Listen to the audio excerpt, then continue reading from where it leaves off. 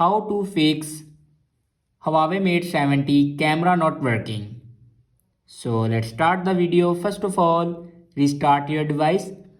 For restart your device, press and hold power button.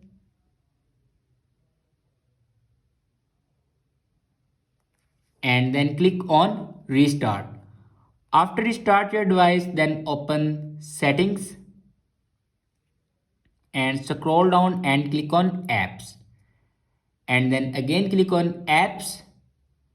Now scroll down and open camera. Here you can see the option storage. Now click on it and then click on clear cache. After clear the cache memory, then go back to the main page of your settings and scroll down and click on system updates and then click on software update. Here you can check your latest version will be updated or not.